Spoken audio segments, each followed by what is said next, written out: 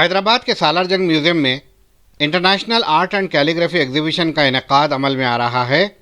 22 फरवरी से मुनक्किद होने वाली ये 4 रोज़ा बैनुल अक़वामी एग्जीबिशन में मुकामी फ़नकारों के बशमूल 11 ममालिक के शुहरा आफाक, खत्तात और फ़नकारों की शिरकत मुतवक्को है। ये ऐलान बानी कोशिश फाउंडेशन व Jaipur international art and calligraphy Festival M Raza Jaipuri और जनरल सेक्रेटरी कनीज़ भट्टी ने मीडिया प्लस ऑडिटोरियम में मुनक्किदा एक मीडिया कॉन्फ्रेंस में बताया। रज़ा जयपुरी के कहने के मुताबिक 22 फरवरी को शाम 4 बजे इफ्तिताही तकरीब मुनक्किद होगी और शाम में महफिल गज़ल का एहतमाम किया जाएगा। इख्तितामी तकरीब 25 फरवरी को 2 बजे मुनक्किद होगी।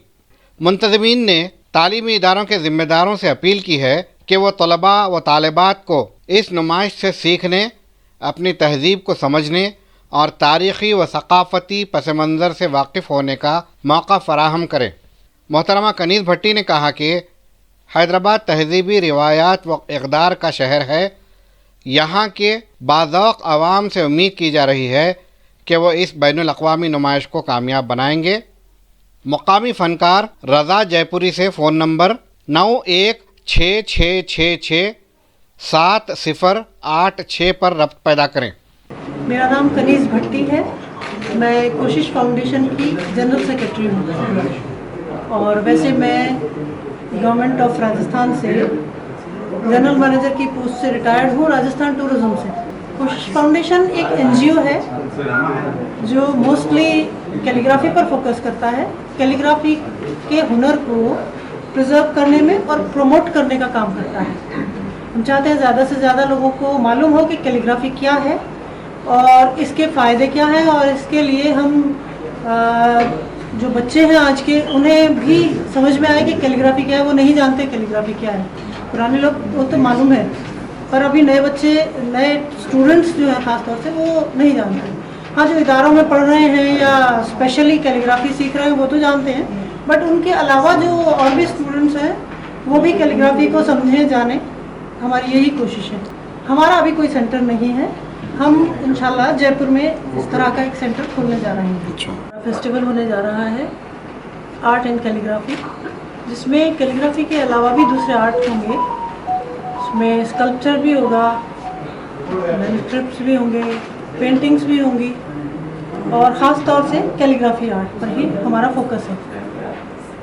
हमारे यहाँ जो बाहर के मेहमान आने वाले हैं उनमें 4 मेहमान ओमान से हैं जो खत्तात हैं, स्पेशलिटी है उनकी कैलीग्राफी।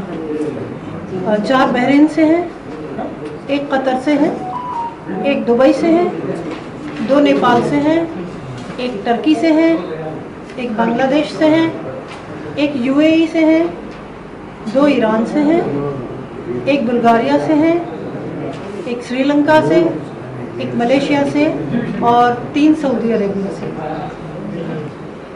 ये तो जो हिंदुस्तान से बाहर के आर्टिस्ट हैं उनकी लिस्ट है।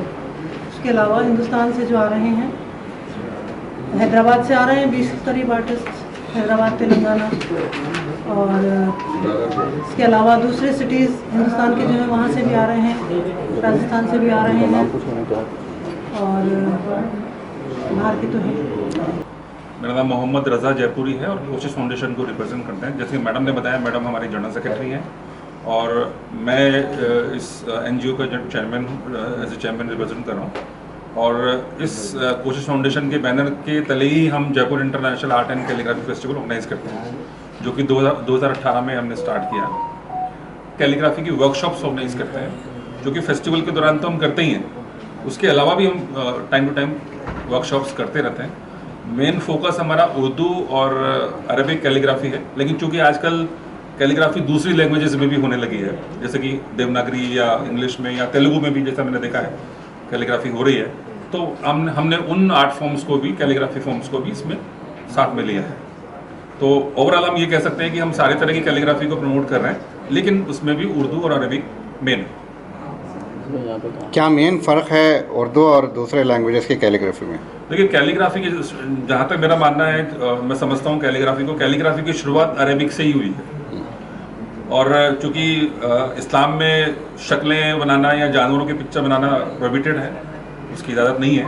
तो हमने उस खूबसूरती को अक्षरों में ढूंढने की कोशिश की है। वहीं से हमने कैलीग्राफी की, मैं समझता हूँ कैलीग्राफी की शुरुआत हुई है, क्योंकि कैलीग्राफी का एक बहुत ऊंचा मकाम है हिंदुस्तान में भी, और हिंदुस्तान के अलावा दूसरे दीगर जो मुल्क हैं, स्पेशली गल्फ कंट्रीज और मुस्लिम कंट्रीज हैं।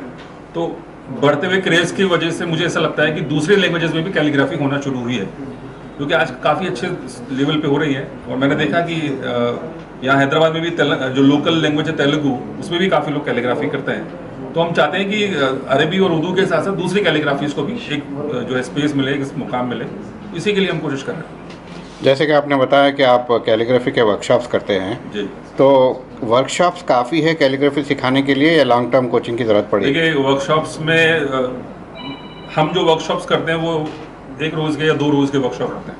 मैं नहीं समझता कोई 1 रोज़ में या 2 रोज़ में कोई कैलीग्राफी का मास्टर हो सकता है, लेकिन वर्कशॉप्स होते हैं सिर्फ इंट्रोड्यूस करने के लिए।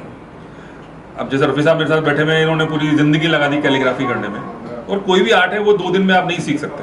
उसके लिए बहुत टाइम चाहिए होता है, बहुत मेहनत चाहिए होती है, स्किल की ज़रूरत होती है। तो वो लगातार जो है मेहनत करने से और प्रैक्टिस करने से ही आती है। हमारा वर्कशॉप्स करने का जो एक मकसद जो है वो है जस्ट इंट्रोडक्शन देना। खास तौर पे आज जो आईटी का ज़माना है, जहाँ पे फाउंटेन पेन तो छोड़िए, बॉल पेन छोड़िए, अब लोग मोबाइल और कंप्यूटर पे आ गए। तो लिखने का जो चलन है वो धीरे धीरे कम होता जा रहा है। तो इस दौर के अंदर हम चाहते हैं कि हमारी जो पुरानी लेगेसी है, जो खत्ताती जो हमारी है, वो उसको हम रिवाइव करते चलें वापस। खासतौर पे जो नई जनरेशन आ रही है, नए बच्चे जो आ रहे हैं, उनको कम से कम कैलीग्राफी से जोड़ें। और ये एक तालीम का हिस्सा है, ये एक आर्ट का भी हिस्सा है, और ये साथ साथ एक जो है आपकी अर्निंग का भी हिस्सा है। क्योंकि आप जैसे आपने भी देखा होगा कि बहुत सारे खत्तात ऐसे हैं जो जिनकी रोजी रोट का जो रोजगार जो है वो कैलीग्राफी चल रही है। इवन मैं कह सकता हूँ कि अरेबियन और गल्फ कंट्रीज, यूरोपियन कंट्रीज में बहुत अच्छे लेवल पे कैलीग्राफर अर्न करते हैं।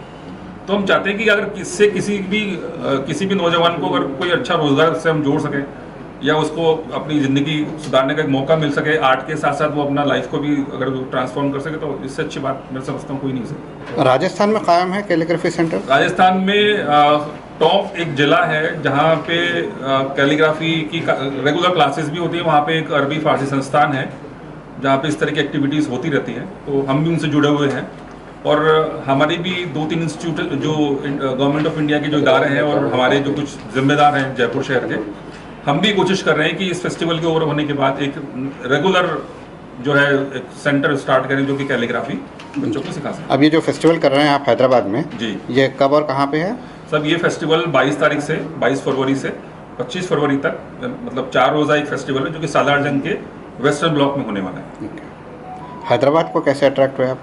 सब हैदराबाद एक तहजीब का शहर है, हिस्टोरिकल शहर है, और मेरे ख्याल से हैदराबाद के बारे में कुछ भी कहना जो है सूरज को रोशनी दिखाने के बराबर है। तहजीब का शहर है, और कैलीग्राफी और उर्दू से बहुत गहरा नाता है यहाँ के लोगों का। तो हम चाहते हैं कि सभी जगह काम करें। जयपुर में हमने 2 बार फेस्टिवल किए हैं, ये कैलीग्राफी फेस्टिवल कर चुके हैं।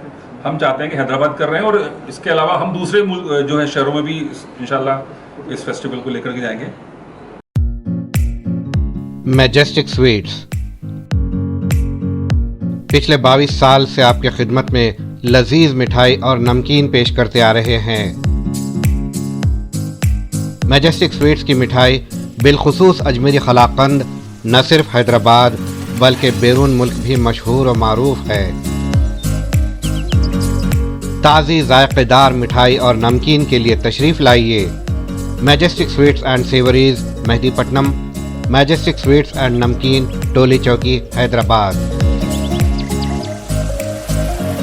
नाम रखाई के स्पेशल लड्डू या गिफ्ट पैक ऑर्डर करने के लिए कॉल करें 8125359745 या 9858 75153 पर।